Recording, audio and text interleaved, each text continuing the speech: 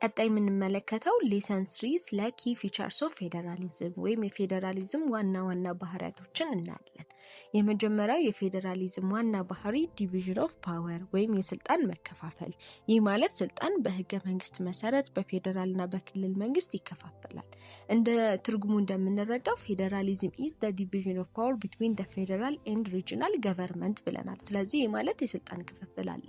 በክልላዊ መንግስትና በፌዴራል መንግስት የተከፋፈለ የስልጣን ክፍፍል አለ። ያ ዲቪዥን ኦፍ ፓወር ነው። ስለዚህ ይሄኛው አንደኛው ፊቸር ነው። ሁለተኛ ሁለት የመንግስት አካላቶች አሉት። ይህ ማለት ደረጃዎች፣ ሁለት የመንግስት ደረጃዎች አሉት። ይህ ማለት አንደኛው ፌዴራል ነው፣ ሁለተኛው ሪጅናል ነው። ሌላኛው ደግሞ ሶስተኛው ዲሴንትራላይዜሽን ኦፍ ፓወር ነው። ዲሴንትራላይዜሽን ኦፍ ፓወር ማለት ምን ማለት ነው? ስልጣን ከመካከለኛ መንግስት ወደ ክልሎችና ወረዳዎች መስጠት ማለት ነው። ይህ ማለት ስልጣኑ በአንድ ቦታ ወይም በማዕከላዊ መንግስት ብቻ አኮሙሌትድ ወይም በማዕከላዊ መንግስት ብቻ የተያዘ ስልጣን እንዳይኖር የለውም ማለት ነው። ይህ ማለት ስልጣኑ ወደ ክልሎች፣ ወደ ወረዳዎች፣ ወደ ሪጂናል፣ ወደ ስቴት የምንላቸው የተከፋፈለ ነው። ለምሳሌ ኢትዮጵያን ብንመለከት ኢትዮጵያ ውስጥ አንድ ማዕከላዊ መንግስት አለ። ያ ማዕከላዊ መንግስት ደግሞ ሌሎች ክልላዊ መንግስቶችም አሉት። ስለዚህ ያ ፓወር በማዕከላዊ መንግስቱ ብቻ የተያዘ አይደለም። በክልል መንግስቶች በአማራ፣ በትግራይ፣ በኦሮሞ በምንላቸውም የተያዘ ፓወር አለ ማለት ነው። ይህ ምን ይጠቅማል ስንል አንደኛ ዓላማው ዋናው ዓላማው ዲሴንትራላይዜሽን ኦፍ ፓወር መኖሩ ዓላማው ህዝብ ቀረብ አስተዳደር እንዲኖር ማድረግ ነው። ይህ ማለት ህዝቦች ወይም ደግሞ ለምሳሌ በክልሎች ውስጥ ያሉ ህዝቦች አሉ። በአካባቢያቸው ጉዳይ ላይ የራሳቸውን ጉዳይ የራሳቸውን ውሳኔ እንዲሰጡ ያስችላቸዋል። ይህ መኖሩ ደግሞ የህዝቦቹን ተሳትፎ ፓርቲሲፔሽናቸውን ይጨምራል ማለት ነው። ሶስተኛውና እንደ አራተኛ አንድ ላይ ጠቅለል አድርገን የምናየው ሪትን ኤንድ ሱፐርማሲ ኦፍ ዘ ኮንስቲቱሽን ነው። ይህ ማለት ፌዴራልና ክልላዊ መንግስቶች የተሰጣቸው የስልጣን ክፍፍል አለ ብለናል። ያ የስልጣን ክፍፍል ደግሞ የተጻፈው በህገ መንግስት ነው ወይም ደግሞ ከህጎች ሁሉ የበላይ ህግ በሆነ ነው ማለት ነው። ያ ህገ መንግስት እያንዳንዱን የክልሉንና የፌዴራል መንግስቱን ስልጣን ይጽፋል። ስለዚህ በዛ መሰረት ነው ክልላዊና ፌዴራል መንግስቶች ስልጣን የሚከፋፈሉት። ይህ ህገ መንግስት አንደኛ ከህጎች ሁሉ የበላይ ህግ ነው። ሌላ ጊዜ እንዳየነው ምንድነው የክልላዊ መንግስቶች የራሳቸው የሆነ ህግ አላቸው። ስለዚህ ያ የነዛን ሁላ ህጎች ግን የበላይ የሆነው ህገ መንግስቱ የሀገሪቷ ህገ መንግስት ነው። ያ ህገ መንግስት ደግሞ ሪጅድ ነው። ሌላኛው ባህሪው ሪጅድ ነው ማለት በቀላሉ ሊቀየር ሊለወጥ የማይቻለው። ይህ መሆኑ በቀላሉ ሊሻሻል የማይችለው። ይህ መሆኑ ደግሞ ጠቀሜታው ምንድነው?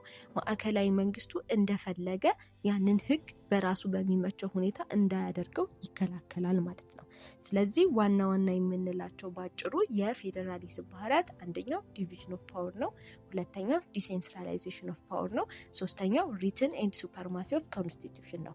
ዲቪዥን ኦፍ ፓወር ማለት ስልጣን በክልላዊና በፌዴራላዊ መንግስት ክፍፍል አለ።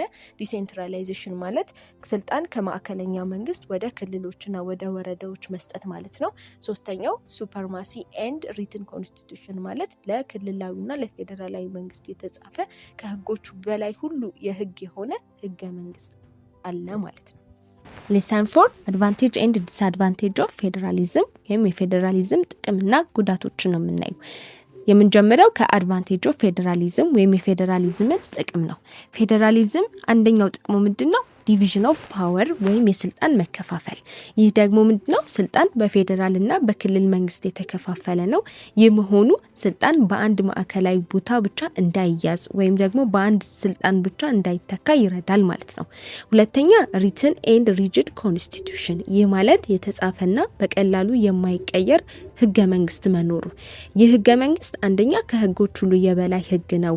ሁለተኛ የክልላዊና የፌዴራል መንግስቱን ስልጣን እያንዳንዱን ይጠቅሳል። ሶስተኛ በቀላሉ የማይለወጥ ወይም የማይቀየር ህገ መንግስት ስለሆነ ማዕከላዊ መንግስቱ እንደፈለገ ያንን ስልጣን ወደ ራሱ እንዳያመጣው እንደፈለገ እንዳይቀያይረው ይከላከላል። አራተኛው ስፔሻል ጁዲሻሪ ወይም ደግሞ ነጻ ፍርድ ቤት አለ። ይህ ማለት ምንድነው? የህገ መንግስትን ትርጓሜ የሚያደርግ ነጻ ፍርድ ቤት አለ። ምን ብለን እንጠራዋለን? this is the custodian and guardian of the constitution። ህገ መንግስቱን የሚጠብቅ አካል ነው፣ የህግ አካል ነው። ህገ መንግስቱ እንደምናውቀው ከሁሉም በላይ ከህጎች ሁሉ የበለጠ ነው። የክልላዊና የፌዴራል መንግስቱን ስልጣናቸውን የሚጠቅስ ነው። ስለዚህ በሁለቱ መካከል አለመግባባት ቢፈጠር የስልጣን አለመግባባቶች በፖለቲካም ደረጃ አለመግባባቶች ቢኖሩ ያንን የሚፈታ አካል አለ ማለት ነው። ሌላኛው አምስተኛው ቤተር አንደርስታንዲንግ ኦፍ ሎካል ኢሹ ኤንድ ዲማንድስ ናቸው። አሁን አንድ ሴንትራል መንገድ ወይም አንድ ማዕከላዊ መንግስት ብቻ ቢኖር ያ ማዕከላዊ መንግስት ሁሉም ቦታ ላይ መዳረስ አይችልም፣ ወይም ደግሞ የህዝቦቹን ችግር እንደፈለገው በፈለገው አቅም ሊደርስ አይችልም፣ አቅምም ሊያጥር ይችላል። ነገር ግን እነዚህ ፌዴራሊዝም መኖሩ ግን ክልሎች በራሳቸው ክልል ውስጥ ያሉ የፖለቲካል፣ የትምህርት ቤት፣ የጤና ሁኔታ ችግሮችን አውቀው ለዛ መፍትሄ እንዲሰጡ ያደርጋቸዋል። ስለዚህ የሚያስፈልገውን ነገር እንዲያውቁ፣ ችግሮችን ማወቅ እንዲችሉ ያደርጋቸዋል። ሌላኛው ስድስተኛው የህዝብ ተሳትፎ መጨመር ወይም ደግሞ ኢንክሪዚንግ ዘ ፓርቲሲፔሽን ኦፍ ሲቲዝንስ፣ ህዝቦች እንዲሳተፉ ያደርጋቸዋል። ዲሞክራሲ ይጠነክራል። ዲሞክራሲ በኖረ ቁጥር ደግሞ ህዝቦች በአካባቢያቸው በክልል ደረጃ ላይ በፖለቲካል ሁኔታ ውስጥ እንዲሳተፉ ያደርጋቸዋል። ሌላኛው ፕሮቴክት አጌንስት ቲራኒ። ቲራኒ ማለት አምባገነናዊ መንግስት ነው፣ ወይም ደግሞ በአንድ ቡድን ወይም በአንድ መሪ ብቻ የህዝቡን ውሳኔ የማይሰማ ስልጣን የያዘ ፓወር ያለው መኖር ማለት ነው። ስለዚህ ከዚህ እንዲጠብቁ ያደርጋቸዋል ማለት ነው። ሌላኛው ሞር ኢፊሸንሲ መኖር ነው። ሞር ኢፊሸንሲ ማለት ደግሞ ክልሎች የራሳቸውን ችግር ራሳቸውን በራሳቸው ማስተዳደር ሲጀምሩ፣ የራሳቸውን ችግር መፍታት ሲጀምሩ ለሀገሪቷ ዴቨሎፕመንትም ሊሆን ይችላል ችግሮችን በፍጥነት ሁኔታ እንዲፈቱ በማድረግ ብሔራዊ ፕሮጀክቶች በፍጥነት እንዲደርሱ ለማድረግ ይጠቅማል ማለት ነው። ሌላኛው ዲስአድቫንቴጅ ኦፍ ፌዴራሊዝም ወይም የፌዴራሊዝም ጉዳቶችን ነው የምንመለከተው። የመጀመሪያው ኮንፍሊክት ኦፍ አውቶሪቲ ነው፣ ወይም የአስተዳደር ወይም የስልጣን ግጭት መኖር ማለት ነው። ይህ አንደኛ በፌዴራል መንግስቱና በክልላዊ መንግስቱ መካከል የስልጣን የፖለቲካል፣ የመሬት፣ የሀብት ግጭቶች ሊኖሩ ይችላሉ። እሱ ብቻ ሳይሆን በብሔሮች መካከል፣ በአካባቢዎች መካከል፣ በክልሎች መካከል አለመግባባቶች እንዲፈጠሩ ያደርጋል ማለት ነው። ሁለተኛው ሪጂናሊዝም ኦቨር ፓትሪዮቲዝም ነው። ይህ ማለት ደግሞ ከብሔራዊ አንድነት ይልቅ የመከፋፈል የመለያየት አደጋ እንዲኖረው ያደርጋል። ክልሎች ወይም ደግሞ ህዝቦች ሞር ለክልላቸው እንጂ ለሀገራቸው ለአንድነት ለመስራት ያላቸው ፍላጎት ሊቀንስ ይችላል።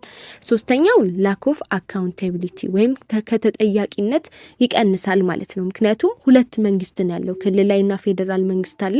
ፌዴራሉም ወደ ክልሉ የላላ ስልጣን እንዲኖር ስለሚያደርግ ተጠያቂነትን ይቀንሳል።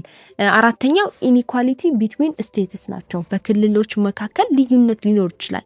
ምናልባት አንዱ ክልል ሀብታም ሊሆን ይችላል፣ ሌላኛው ክልል ሪሶርስ ያነሰበት ሊሆን ይችላል። ስለዚህ የልማት ልዩነቶች እንዲኖሩ ያደርጋል። አምስተኛው ከፍተኛ ወጪ ነው። ምክንያቱም ሁለት መንግስታት ነው ያሉት፣ አንድ የፌዴራል መንግስት፣ አንድ ሪጂናል መንግስት አለ። እነሱን ለማቋቋም ራሱ ስለሚኖር ከፍተኛ ወጪ ነው እንዲኖር የሚያደርገው ማለት ነው። ክልሎች የራሳቸው የሆነ መንግስት፣ ፍርድ ቤት ተቋማት እንዲኖራቸው ያስፈልጋል።